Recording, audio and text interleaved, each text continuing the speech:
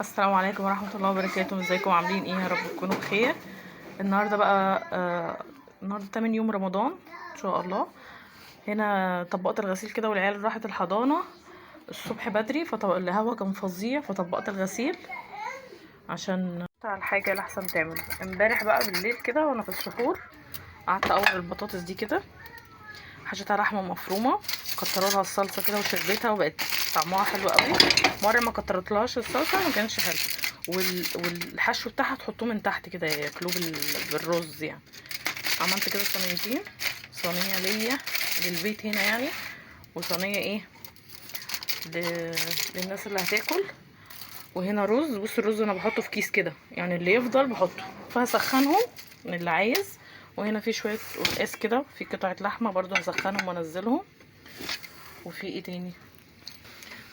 وفي هنا صينيتين جلاش، دي باللحمة المفرومة والجبنة الموتزاريلا، ودي بالجبن بس جبن. بصوا الخلطة بتاعتي بقى الجبن وايه تاني، جبنة وحبة البركة وزعتر، وزعتر بالسمسم وزعتر سوري، وايه تاني وشويه زيت زيتون، وتضربيهم كده في الكبه او تهرسيهم بالمعلقه. بصوا احلى جبنه، الجبنه الدومتي او جبنه قريش يعني مش تفرق. انا عندي الزعتر ده كده منبعوف بالسمسم كده، وتحطي شويه زيت زيتون، او ما عندكيش زيت زيتون حطي زيت عادي بس كده. واهم حاجه بقى التشريبه اللي هي عباره عن ايه، علبه زبادي على حسب بقى الصينيه بتاعتك. لو صينيه كبيره تحطي علبه زبادي كبيره، وبيضة او بيضتين لو الصينيه كبيره برضو، وكوبايه لبن وشويه فلفل وسنه ملح صغير، وتضربيهم وتشربي بيهم الصينيه. وانا بقطع الرولات كده، مره عملتها لكم في الفيديو اللي قبليه. بقطع مش بعمل راق بقى زي بتاع زمان. عايزه اقول لكم بجد بجد دي احسن حاجه. وجبت هنا اللبن ده هغطيه كده او احطه في التلاجة. ده لبن بلدي فعملت منه كيلو بس كده. مفيش اي حاجه ومفيش اي مواعين ومفيش اي حاجه، محضره بس المخلل. والمخلل بتاعي بقى لازم انقعه في شويه ميه عشان حادق، وانا عندي الضغط اصلا. وبعدين غير عن ان انا عندي الضغط بصراحه انا بقرف يعني، لكن هما بيحبوا المخلل كده يعني. اهو ده طبق المخلل، وده الطبق بتاعي. وهملى الميه واشيل الكوبايه دي وبس كده. الجلاش طلعت، بس دي بالجبنه حطيتها كده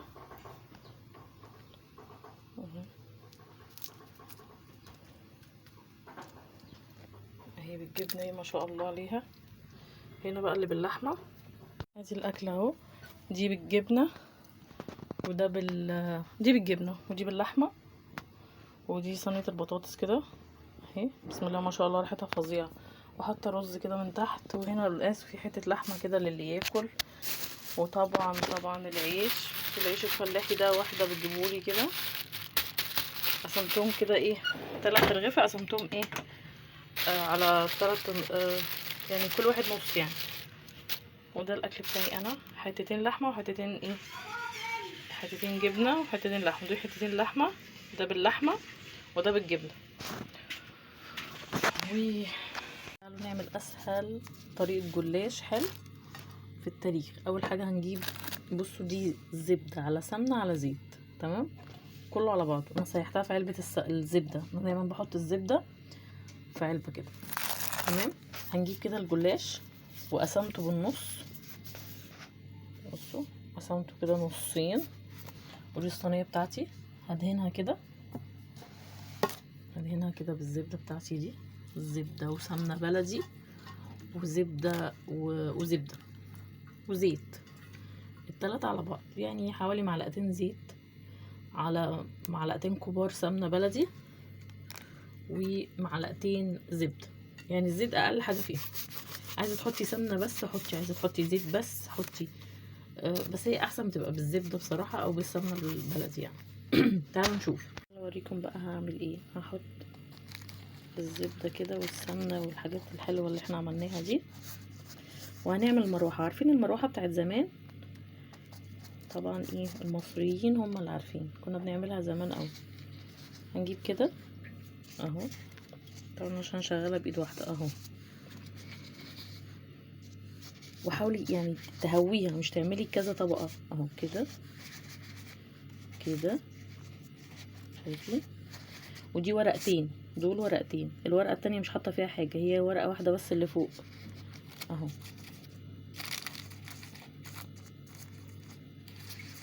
بسم الله.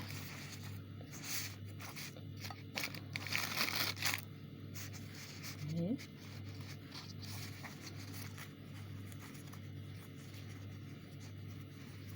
اهي اهي، شايفين المروحة كده اهي اهي.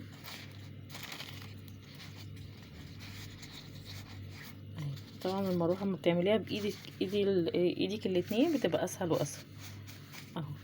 وتبتدي ترصيهم بقى في الصينية مهويين كده، شايفين؟ مش مكتوبين ملزقين جنب بعض، لا مهوية كده، وتبقى حلوة كده عشان تبقى مورقة كده وجميلة، وتبقى فلافي كده وايه وايه يعني مش تخينة، فاهمين قصدي؟ بصوا احطها كده مهوية كده، فاضل حبة صغيرة، فاضل حوالي مرتين كمان اهو. هعملها معاكم دي كمان. باخد ورقتين اهو، مش ورقة واحدة، لا ورقتين، هما ورقتين يعني صغيرين خالص. وتنقي اكبر صينية عندك مستطيلة عشان تبقى حلوة كده، وتدهنيها من تحت، وتبتدي بقى تدهني الايه، الجلاش من الحاجات اللي ما بياخدش سمنة كتير، بينطر السمنة اصلا في الفرن، ما بياخدش سمنة كتير يعني، كويس قوي. مش اللي هو بقى بيشرب السمنة وتعوزيه تاني لا لا لا، بينطره يعني بيغذي كل اللي موجود. بصوا هعمل ده كده ماشي، ودي كده، ودي كده ماشي.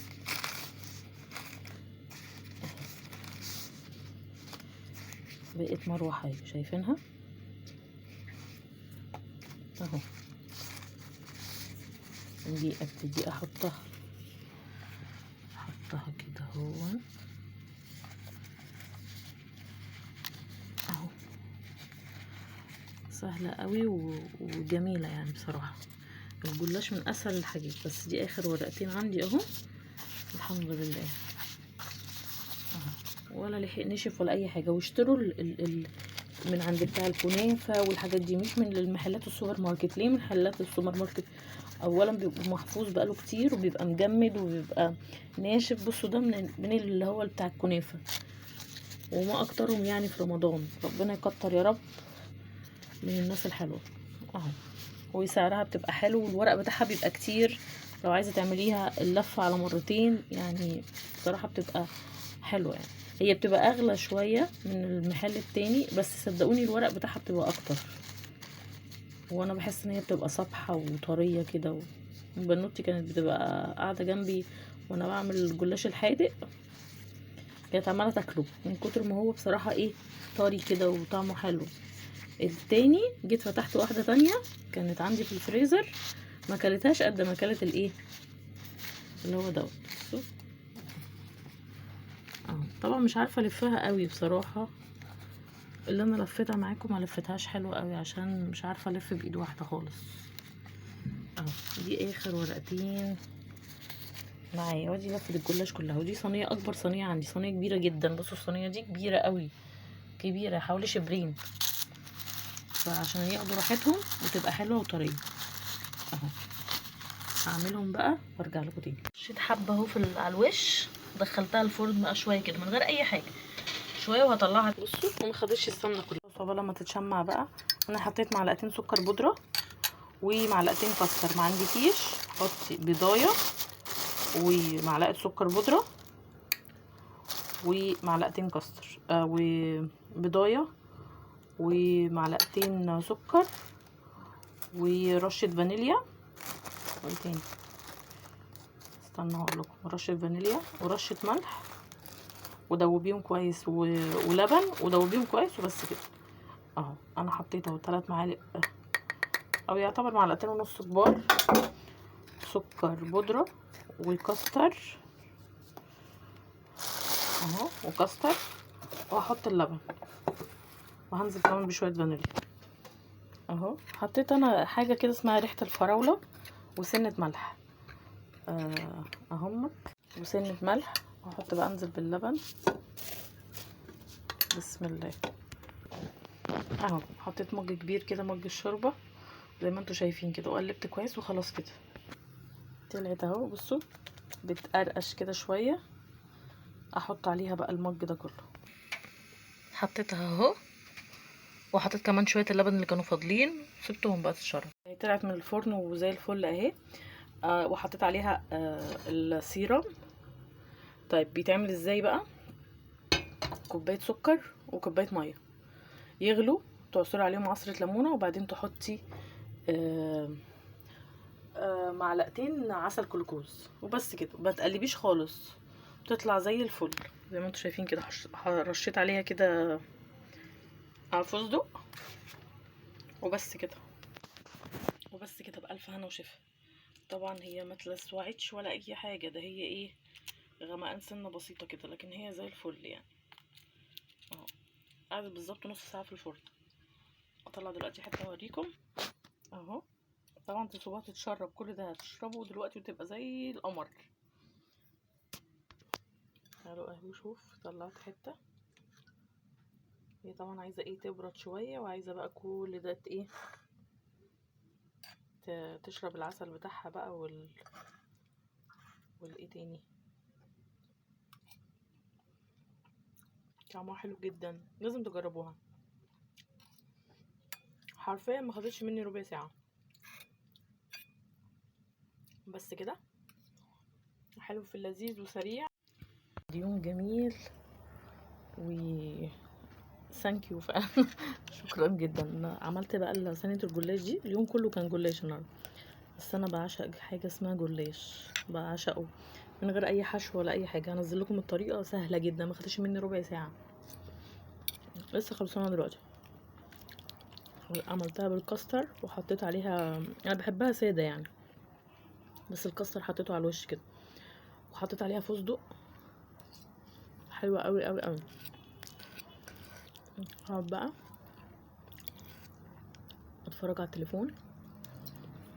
هي لسه سخنه، عايزه تسقع شويه. لما تسقع كمان تبقى احلى واحلى. بس انا بصراحه مش لاحقه عليها، لان انا بحب الجلاش قوي. المهم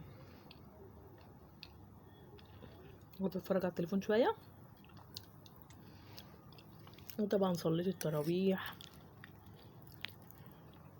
ووصلت للجزء التاسع. النهارده 8 يوم رمضان وانا في الجزء التاسع، يعني انا سابقه بجزء. ايه تاني، والشفع والوتر وقريت قرآن، وختمت، بقيت في التاسع. يعني ان شاء الله بكره هبقى في العاشر. وايه تاني، ربنا يتقبل مننا جميعا يا رب. بس بقى خليكم معايا بقى، اشوف هعمل ايه. طبعا بكره اجازه الولاد، بكره الجمعه، جمعه وسبت اجازه من الحضانه. عايزه اقول لكم اليومين بيبقوا صعبين قوي، لان طبعا هم بيصحوا من بدري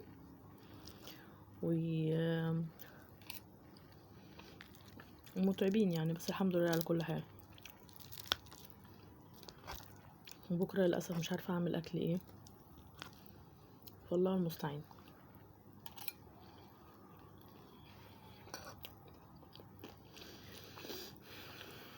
اشوفكم بقى ايه، شوف هنعمل ايه كده على السحور. انا ما بصحاش زي ما قلت لكم، كوبايه زبادي، سندوتش جبنه، على الساعه كام كده، الساعه 2 كده ولا حاجه. انا لازم اصلي الفجر الاول بعدين انام. بس كده، هقعد بقى شويه اتفرج على التليفون ونشوف بقى هنعمل ايه. بس كده، ده كان الفيديو بتاع النهارده، يا رب يكون عجبكم برعايه الجلاش. يا رب تكونوا استفدتم منه. الجلاش بيتعمل بطرق كتير جدا، وينفع تعمليه سمبوسه، وينفع تعمليه حاجات كتير قوي اكتر من كده بكتير. انا بحبه جدا بصراحه، يكون خفيف وحلو في العزومات، وحلو جنب اي اكله كده عايزه تعديها فتعمليها بيبقى حلو يعني وما بياخدش وقت كتير. بس كده، اشوفكم على خير وربنا يتقبل يا رب. اكتبوا لي بقى وصلتوا للجزء الكام في القرآن، وما تنسونوش بقى من الدعوة الحلوة، وربنا يتقبل جميعا، واشوفكم على خير. السلام عليكم ورحمة الله وبركاته.